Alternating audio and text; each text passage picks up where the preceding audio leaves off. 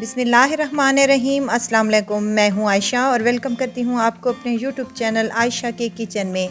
कैसे हैं आप सब? उम्मीद करती हूं बिल्कुल खैर खैरियत से होंगे इंशाअल्लाह ताला। आज जो मैं आपसे रेसिपी शेयर करने लगी हूं निहायत ही ज़बरदस्त बनती है, बहुत ही मज़े की बनती है। और मज़े की बात यह है कि इसको बेक करने के लिए हमें किसी भी अवन की ज़रूरत नहीं, घर के पतीले में ही बेक करेंगे। चिकन ब्रेड की रेसिपी आज मैं आप लोगों से शेयर करूंगी। बाज़ दफ़ा पतीले में जब बेक करते हैं तो ऊपर से किसी भी चीज़ का कलर नहीं आता। आज मैं आपको कुछ टिप एंड ट्रिक्स ऐसी बताऊंगी कि इनका ऊपर से भी कलर आना शुरू हो जाएगा इंशाल्लाह ताला। तो रेसिपी को एंड तक ज़रूर देखिएगा, इंशाल्लाह ताला रेसिपी आपको ज़रूर पसंद आएगी। तो चलें रेसिपी स्टार्ट कर लेते हैं। यहाँ एक बाउल ले लेना है और उसमें शामिल कर देना है 1 गिलास के करीब पानी। पानी नीम गर्म ही होना चाहिए। 1 चम्मच चीनी का और हाफ चम्मच यहाँ पर मैं नमक का यूज़ कर रही हूँ। 1 चम्मच भर कर ईस्ट का शामिल करने लगी हूँ, बाज़ार से इजीली मिल जाता है। अब इसको अच्छे तरीके से मिक्स कर लें और कवर लगाकर इसको काउंटर पर ही छोड़ दें। एक और बाउल ले लिया है जिसमें मैंने छना हुआ मैदा शामिल कर रही हूँ 2 कप के करीब। आप जितने चाहें बनाना चाहते हैं उस हिसाब से आप मैदा कम या ज़्यादा कर सकते हैं। यहाँ पर एक अंडा ले लिया है मैंने। अंडा इसमें शामिल करने के बाद 2 चम्मच यहाँ मेरे पास हैं मेल्टेड घी के, ये भी शामिल कर दें। हाफ कप मेरे पास दूध का है, ये भी नीम गर्म है, ये भी इसमें शामिल कर दें। और जो हमने ईस्ट बनाकर 15 मिनट के लिए रखा था वो भी इसमें थोड़ा थोड़ा करके शामिल करते जाएं और एक डो सी तैयार कर लें। डो हमारी सॉफ्ट होनी चाहिए ताकि हमारी ब्रेड जो है वो फूली फूली सी तैयार हों और मज़ेदार सी बनकर रेडी हो सकें। यहाँ पर मैंने तमाम आटे को असम्बल कर लिया है और तमाम आटा हमारा यहाँ पर गूंथ चुका है। अब इसको थोड़ा सा मज़ीद हम 2 चम्मच घी के शामिल करेंगे और इसको मज़ीद 2 से 3 मिनट तक अच्छे से गूंथ कर साइड पर रख देंगे, ऊपर से घी लगाकर कवर लगा देंगे। तकरीबन मैंने इसको 35 मिनट के लिए रखा था तो ये माशाल्लाह से राइज़ हो जाएगी इंशाल्लाह। अब गर्मियों का सीज़न चल रहा है तो अच्छा खासी हीट होती है किचन में, तो ये किचन के काउंटर पर ही छोड़ दें, ये अच्छे से राइज़ हो जाएगी इंशाल्लाह ताला। डो को राइज़ होने में 35 मिनट तकरीबन लगेंगे तो हम यहाँ पर फिलिंग तैयार कर लेते हैं। कढ़ाई ले लेनी है और उसमें शामिल करना है तो 2 से 3 टेबलस्पून ऑयल के। ऑयल गर्म हो जाए तो एक बड़े साइज़ का मैंने प्याज लिया था जिसे मैंने बारीक सा चॉप कर लिया है, ये इसमें शामिल कर दें और इसको अच्छे से फ्राई कर लें। यहाँ इसको हमने कलर नहीं देना बल्कि इसको अच्छे से सॉफ्ट करना है। 2 से 3 मिनट के बाद इसको हमने सॉफ्ट कर लिया है। तो यहाँ मेरे पास चिकन है तकरीबन 250 ग्राम के करीब जिसे मैंने बॉईल करके श्रेड कर लिया है। सादा पानी में इसको मैंने बॉईल किया था सिर्फ नमक डालकर। याद रहे कि इसमें बॉईल करते वक्त मैंने नमक शामिल किया था तो हम नमक की मिकदार इसमें हाफ़ रखेंगे। हाफ़ टी स्पून नमक, हाफ़ टी स्पून काली मिर्च का पाउडर, 1 टीस्पून यहाँ मैंने कुटी हुई लाल मिर्च और 1 टीस्पून यहाँ पर मैंने लहसुन का पाउडर यूज़ किया है। बस जी ये तमाम मिसालें हम इसमें अच्छे से मिक्स कर लेंगे ताकि चिकन में मिसालें अच्छे से यकजान हो जाएं। हरी मिर्च है एक मेरे पास कटी हुई, ये भी इसमें शामिल कर दें और अच्छे से मिक्स कर लें। 2 से 3 मिनट के बाद इसको मिक्सिंग अच्छे से हो चुकी है। अब साइड पर कर दें और 2 से 3 टेबलस्पून ऑयल के दोबारा शामिल कर दें। ऑयल हल्का सा ही गर्म हो तो 1.5 चम्मच यहाँ पर मेरे पास मैदा है, इसको इसमें शामिल कर दें। यहाँ हम इसकी सॉस तैयार कर रहे हैं। अलहदा से सॉस तैयार करने की ज़रूरत नहीं है, इसको अच्छे से भून लें ताकि इसमें से एक प्यारा सी खुशबू आने लगे और बेहतरीन सी हमारा भून कर तैयार हो जाए।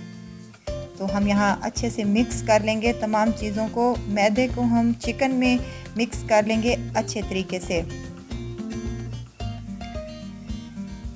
मैदा और चिकन एक जान हो चुका है। अब यहाँ मेरे पास है हाफ़ कप के करीब दूध जो मैं इसमें शामिल कर रही हूँ। अच्छे से मिक्स कर लें और इसको ड्राई कर लें।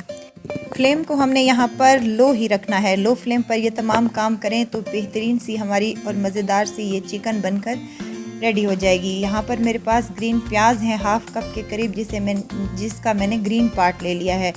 इससे बहुत ही अच्छा फ्लेवर और टेस्ट आता है। मिक्स कर लें अच्छे तरीके से और इसका अब हमने फ्लेम को ऑफ़ कर देना है और इसे किसी बाउल में डालकर रख देना है ताकि ये हमारी फिलिंग जो है अच्छे से ठंडी हो सके।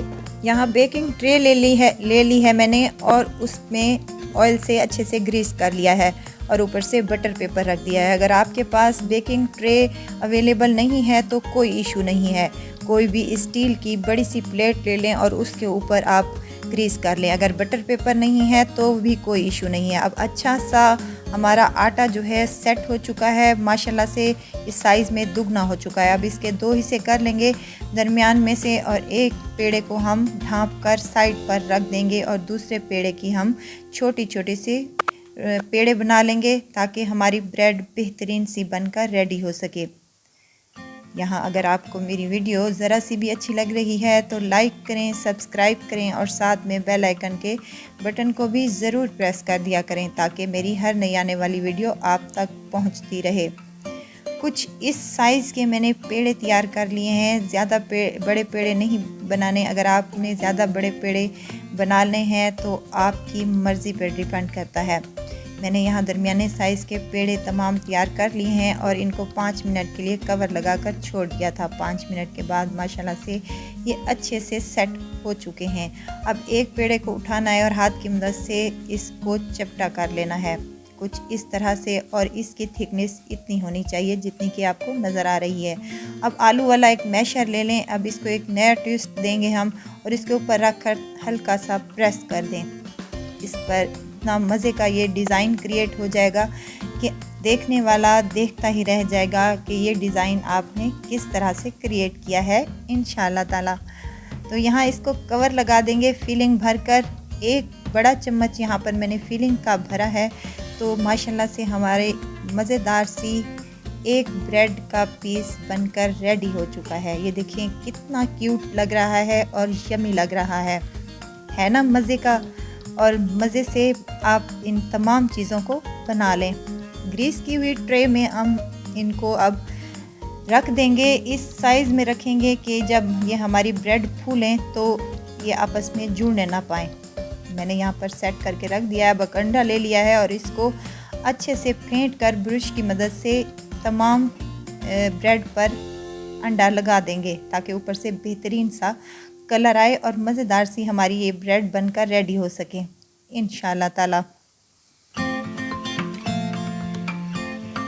अब तमाम ब्रेड को मैंने यहाँ पर अंडा लगा लिया है। अब हमने एक बड़ा पतीला ले लेना है।